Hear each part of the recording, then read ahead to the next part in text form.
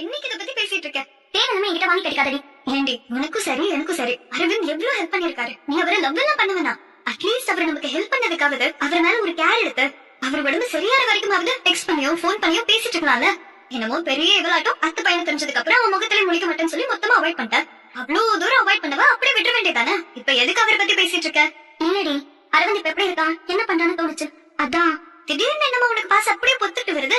அவன் என் அத்தை பையங்கிற ஒரே காரணத்துக்காக தான் அவன் கிட்ட பேசாம விலகி இருக்கேன். மத்தபடி அவன் நல்லா இருக்கணும் சீக்கிரமா குணமாயிடணும்ன்ற எண்ணம் எல்லாம் எப்பவுமே என் மனசுல ஓடிக்கிட்டு தான் இருக்கும். I really care for him. உன் கேரை கொண்டு போய் குப்பையில போடு.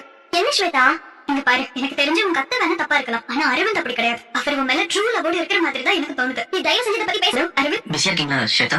நானே உங்களுக்கு கால் பண்ணலாம் தான் நினைச்சேன். கரெக்டா நீங்களே கால் பண்ணிட்டீங்க. என்ன விஷயமா? உங்களுக்கு 2வது தடவையா கால பிராக்சர் ஆயிடுச்சுன்னு ஷாலினி கிட்ட போய் சொன்னேன்ல, அதுல இருந்து மேடம் நிம்மதியாவே இல்ல. எப்ப பாரு ஒரு மாதிரி டல்லாவே தான் இருக்கா. எனக்கு தெரிஞ்சு அவளுக்கு உங்க மேல ஒரு ஃபீலிங்ஸ் இருக்கதான் செய்யுது. நீங்க எதுக்கும் கவலைப்படாதீங்க, கூடிய சீக்கிரம் அவ உங்க வழிக்கு வருவா. ரொம்ப சந்தோஷங்க, நீங்க பண்ற இந்த உதவிக்கு ரொம்ப தேங்க்ஸ். அட நீங்க வேற லவ்வுக்கு ஹெல்ப் பண்ணாம வேற எதுக்கு ஹெல்ப் பண்ண போறோம்? ஆனா பே பண்ணிட்டேன். Okay thank you. ஸ்வேதா வா. அதோ வரேன்.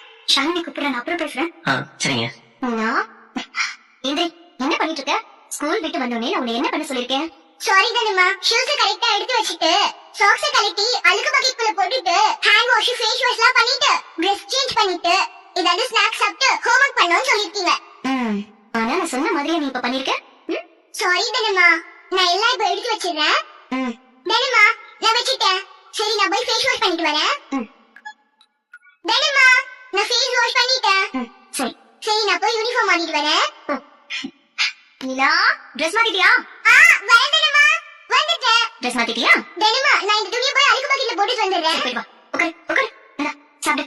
ஆரஞ்சு சாப்பிட்டுட்டு இந்த ஜூஸ் குடி, நான் தலைவாரி விடுறேன்.